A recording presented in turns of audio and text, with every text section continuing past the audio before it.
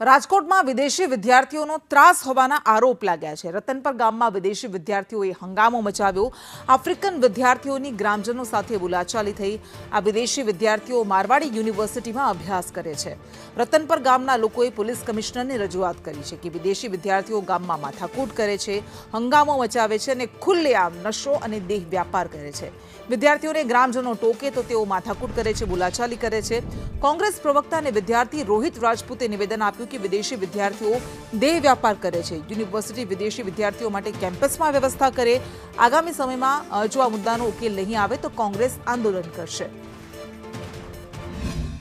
રાજકોટ નજીક આવેલ રતનપર ગામ કે જ્યાં વિદેશી વિદ્યાર્થીઓનો આતંક છે, ત્યારે રતનપર ગામના લોકો છે તે અહીં આવેદન માટે આવ્યા છે। શું કહેશો છે, રતનપર ગામમાં કઈ પ્રકારનો આતંક છે અને શેના આવેદન માટે આવ્યા છે? રાજકોટની અનેક ખાનગી યુનિવર્સિટીમાં આફ્રિકન ખંડના અનેક દેશોના વિદ્યાર્થીઓ અભ્યાસ અર્થે આવ્યા છે, પરંતુ અભ્યાસ કરતા અનૈતિક પ્રવૃત્તિ, અસામાજિક પ્રવૃત્તિ, નશાખોરી સેવનોમાં એનું પ્રમાણ ખૂબ જ વધ્યું છે। છેલ્લા 3 વર્ષથી સમગ્ર રાજકોટ શહેરના એક વ્યક્તિને ખબર છે કે આ વિદેશી વિદ્યાર્થીઓ શું અનૈતિક પ્રવૃત્તિઓ કરી રહ્યા છે। રાજકોટની મારવાડી યુનિવર્સિટીની આજુબાજુમાં આવેલા ગામડાઓ છે ત્યાં ખુલ્લેઆમ દેહ વ્યાપાર રેડ લાઇટ એરિયાની જેમ વિદેશી વિદ્યાર્થીઓને ઉભે છે। સામાન્ય ગ્રામજનો અને મહિલાઓને કેટલી જાતની એને સમસ્યાઓ થઈ રહી છે। પોલીસ તંત્રને ખબર છે કે આ ગ્રામ પંચાયતનો એવો ઠરાવ છે કે વિદેશી વિદ્યાર્થીને મકાન ભાડે નથી આપવું, તેમ છતાંય જે ઇન્વેસ્ટરો છે એ અનેક પ્રકારની લાલચની અંદર વિદેશી વિદ્યાર્થીઓને 120 જાતના મકાનો આપ્યા છે। ગઈકાલે સામાન્ય ગ્રામજનોને એક્સ આર્મીમેન સાથે માથાકૂટ કરી અને પોલીસ સ્ટેશન મામલો પહોંચ્યો હતો, પરંતુ કોઈ પણ જાતનું નિરાકરણ નહીં। ખાનગી યુનિવર્સિટીઓ પોતાના સ્વાર્થ માટે વિદેશી વિદ્યાર્થીઓ લઈ આવે છે, પરંતુ આ બધા સામાજિક દૂષણ બની જેમ હાલે કે આ લોકો રાત આખી જાગી અને નશા કરતા હોય છે, રખડતા હોય છે, ટૂંકા કપડાં પહેરે છે અને એક રૂમની અંદર એ લોકો જ્યાં ભાડે રહે છે અહીંયા છોકરા છોકરીઓ બધા સાથે રહેતા હોય છે।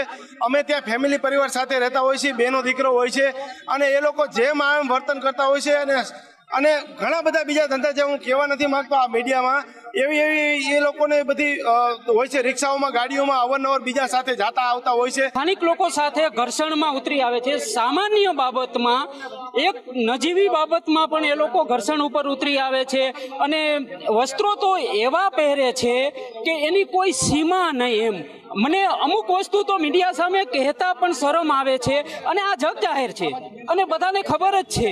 એવું કાંઈ આમાં નથી કે કોઈને ખબર નથી, પણ આમાં એક્શન લેવામાં આવતા નથી। આ લોકો રાતના દારૂ, ગાંજો, પીને જેવા નશા કરીને રાતના આટા મારે છે। ધાર્મિક તહેવારો આપણે ઉજવી નથી શકતા, જેમ કે હોળી હોય, દિવાળી હોય, ફટાકડા ફોડી તોય ના પાડે છે, પછી ધૂળેટીના દિવસે કલર ઉડાડી તોય ના પાડે છે, ને છતાં પણ આપણે જો આ લોકો કઈ પ્રકારની પ્રવૃત્તિ કરતા હોય છે અને છેલ્લા કેટલા ટાઈમથી આ લોકો રતનપરમાં રહે છે? આ છેલ્લા 4-5 વર્ષથી રહે છે અને બધા ઓલા શું કહેવાય રેડ લાઇટ એરિયા જેવું લાગે છે, રાતના નશા કરીને આટા મારતા હોય છે। આ જે રતનપર ગામ છે કે જેમાં આફ્રિકામાં રહેતા વિદ્યાર્થીઓ છે કે જે મારવાડી યુનિવર્સિટીમાં અભ્યાસ અર્થે આવતા હોય છે અને તેઓ 4-5 વર્ષથી રતનપર ગામમાં રહે છે અને ત્યાં નશાકીય પ્રવૃત્તિ કરતા હોય છે, દારૂનું સેવન કરતા હોય છે, ડ્રગ્સનું સેવન કરતા હોય છે, જે ભારતીય સંસ્કૃતિનું જે વિપરીત અસર આવે તે પ્રકારનું જે સેવન છે તે કરવામાં આવતું હોય છે। તેને લઈને ગ્રામજનોમાં ખૂબ જ વિરોધનો માહોલ છે, કેમ કે આ વિદ્યાર્થીઓએ અગાઉ પણ 2 થી 3 વખત માથાકૂટ કરી ચૂકી છે અને ગામના લોકોને ઈજા પહોંચાડી છે। ત્યારે મોટી સંખ્યામાં જે રતનપર ગામના લોકો છે તે અત્યારે પોલીસ કમિશનર કચેરી ખાતે પહોંચ્યા છે રજૂઆત કરવા માટે કે જે આ વિદ્યાર્થીઓ છે તેને રતનપર ગામેથી સ્થળાંતર કરવામાં આવે, તેને જે મારવાડી યુનિવર્સિટીનું કેમ્પસ છે ત્યાં જ રાખવામાં આવે, તે પ્રકારની માંગ સાથે રતનપર ગામના લોકો છે તે અત્યારે આવ્યા છે અને તેના વિરુદ્ધ યોગ્ય કાર્યવાહી કરવામાં આવે। કેમેરામેન માધવ ભટ્ટ સાથે દિવ્યેશ જોશી, સંદેશ ન્યૂઝ, રાજકોટ।